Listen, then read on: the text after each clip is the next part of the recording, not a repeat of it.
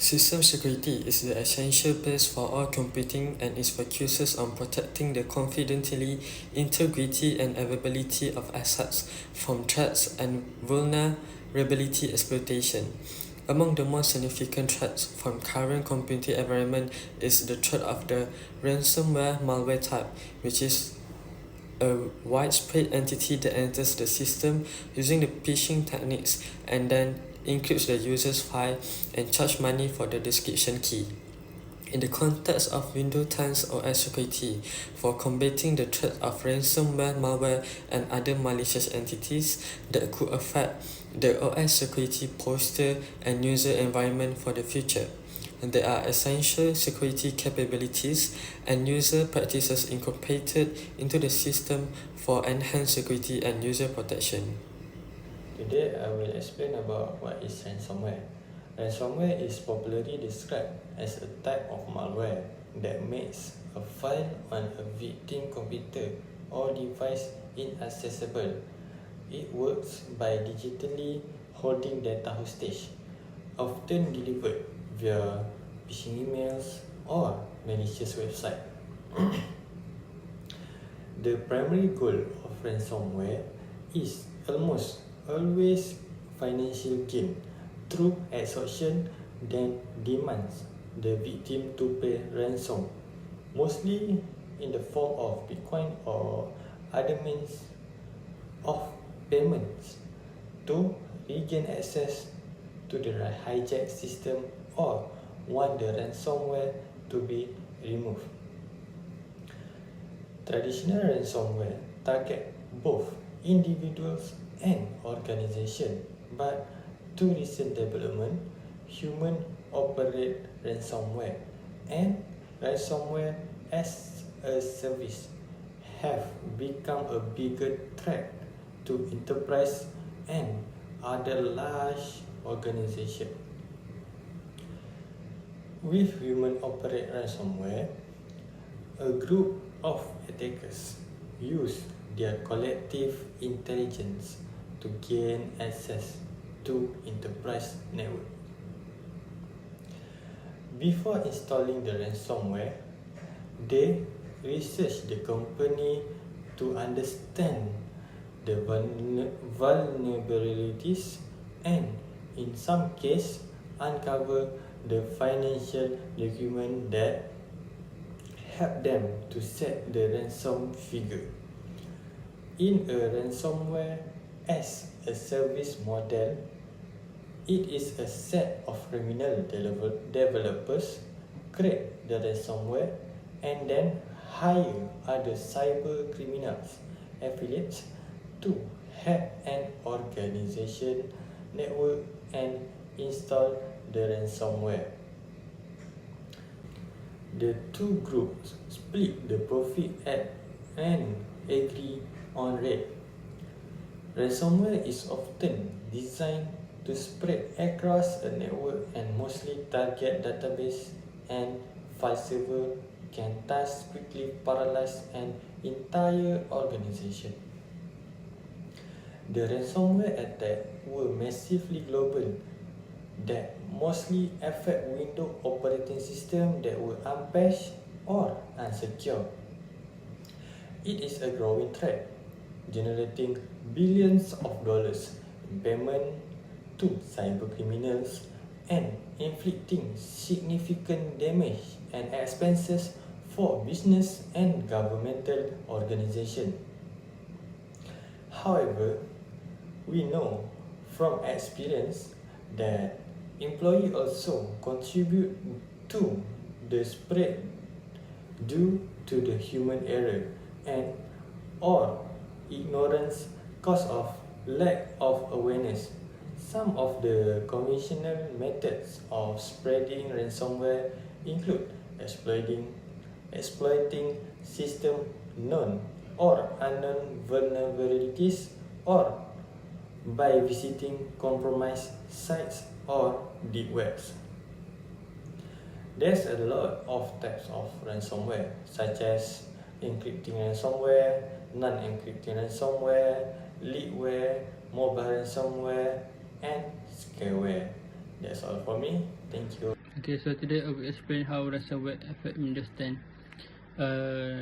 Number one, encrypt your files.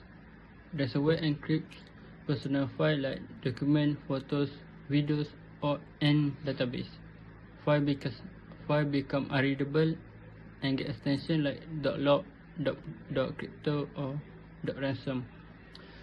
Windows 10 app cannot open this file anymore. Number two, demands ransom. A ransom note appear, text file or pop up. Usually ask for cryptocurrency like Bitcoin. Threaten permanent data loss if payment isn't made.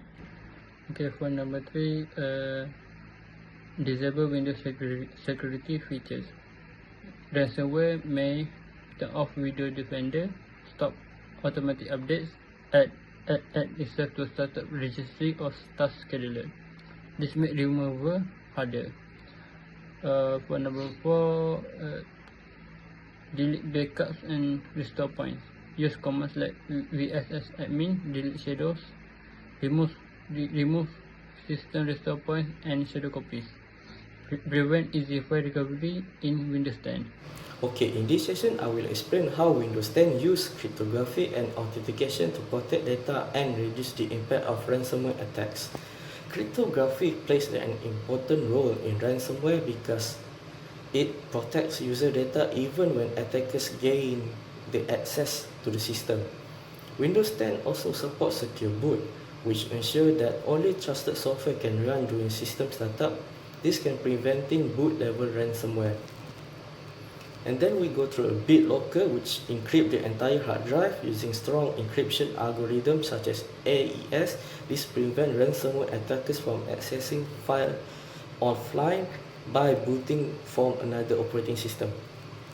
And then we go through a secure boot, which ensures that only trusted and digitally signed software can run during system startup, which prevents ransomware from loading before Windows start. And now we go to the authentication. Windows Hello improved authentication by replacing password with biometric methods, which are harder for attackers to steal or guess. With these features, cryptography and authentication mechanism able to reduce the ability of ransomware to escalate privilege or access sensitive data. In summary, cryptography and authentication are essential security layers in Windows 10 that help protect systems against ransomware threats. A firewall works like a security guard between a computer system and the internet. It checks incoming and outgoing network traffic and decides what is allowed or blocked based on security rules.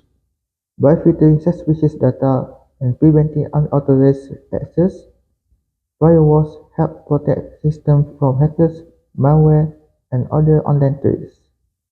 Intrusion happens when someone tries to access a system on network without permissions. Intrusion detection systems monitor activities and warn administrators when something unusual is detected. Intrusion prevention systems respond automatically by blocking the attack, helping to reduce damage and keep the system secure. Now, let's dive into how Windows 10 uses access control and privilege separation to defend against ransomware. First, user access control or UAC. This is like a security checkpoint for your system. Whenever a program tries to make changes that affect the whole computer, like installing software or modifying system files, Windows stops and asks for your permission.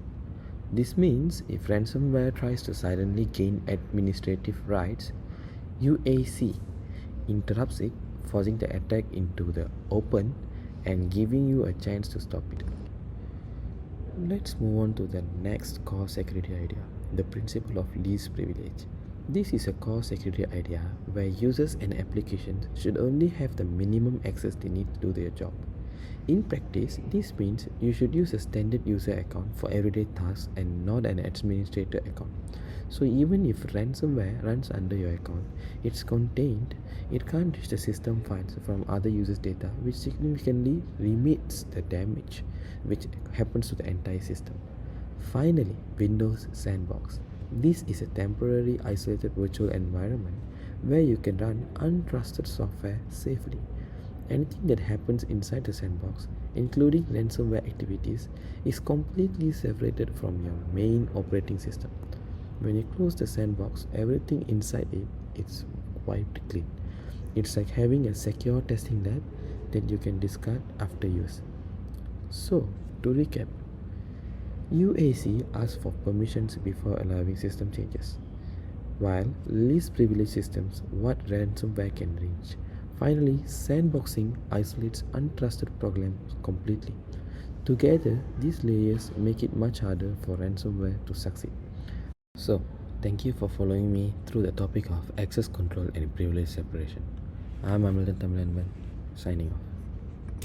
In conclusion, ransomware poses a persistent and evolving threat by directly undermining the integrity and availability of data on client systems. However, modern operating systems like Windows 10 are engineered to combat this danger by integrating essential defense mechanisms, notably control for the access, which utilize behavior monitoring to block unauthorized application from performing the malicious encryption characteristic of ransomware. Ultimately, systemic security against this threat is achieved not by technology alone, but through a layered defense combining these advanced OS features with critical user diligence such as rigorous system patching, strong access control, and most importantly, maintaining secure, immutable, and offline data backups.